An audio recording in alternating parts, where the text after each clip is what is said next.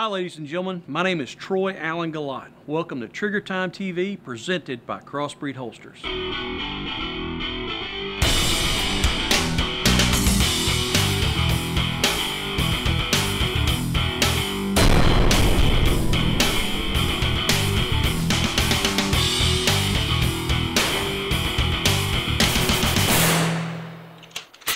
Kerry is going to talk about a very unpleasant subject. What happens if you have an ND or a negligent discharge and you accidentally wound yourself? Hey folks, Kerry Davis, Dark Angel Medical here with my brother Keith. He's playing the hapless victim today. We're going to talk about tourniquet use and tourniquet placement and why it's important about where you put it and how you put it on. The tourniquet, even though it's been much maligned, it's proven to be a lifesaver time and time again. We've had over 2,000 troops live saved, estimated since 2001. That's a lot of folks, guys. That's a lot of birthdays out there. Just us, for Dark Angel Medical, we've got over 25 confirmed saves, and that's an incredible feeling. That's why we do all this, and that's why we're trying to get this information out to you. Better have good information rather than misinformation any day.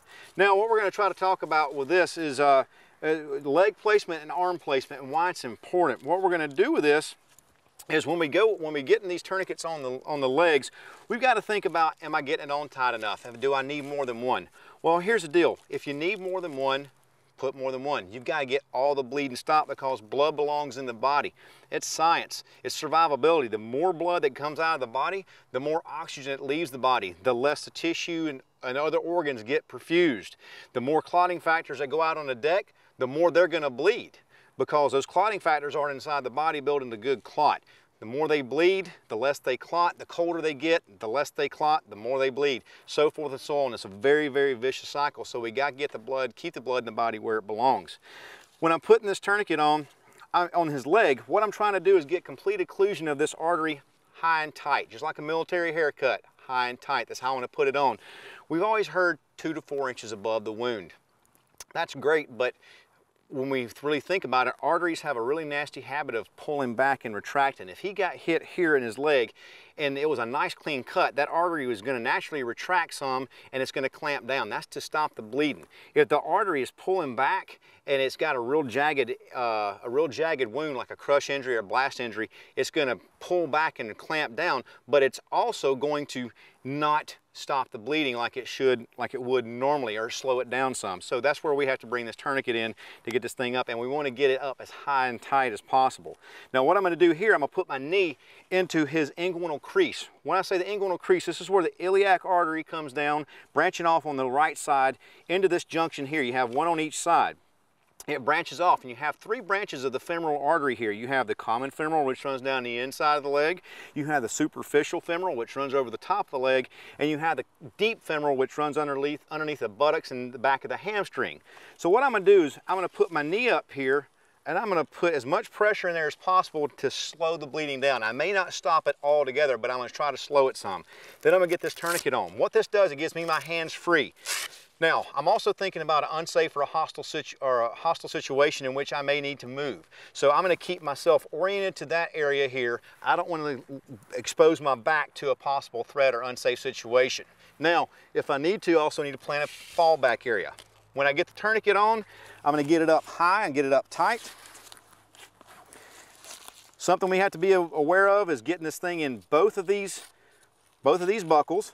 And what I'm going to try to do, guys, is get this thing on as tight as I can initially to get all the slack out. That means I have to turn it less times to get that bleeding stopped right here.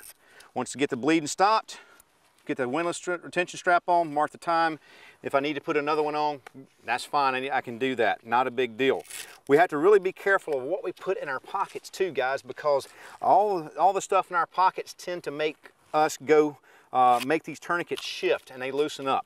And on someone else's leg, make sure you put it through both loops, or if your legs are larger, then one loop will hold the friction safely. Get it through both loops. In his arm, I'm going to lay his arm out like this. I can do the same thing with his arm up here. I can put my knee up into the armpit, hit that brachial artery, occlude it against his humerus, and get that tourniquet on and get it in place and get it on there through one loop and get the bleeding stopped. Where you carry your tourniquet, how you carry your tourniquet, That's up to you. You do whatever your mission requires you to do, but getting a tourniquet on is a pretty specific thing. Get it on high, get it on tight, get all the bleeding stopped. If you need more than one tourniquet, put another tourniquet on. Remember the old saying, 2 is 1, 1 is none.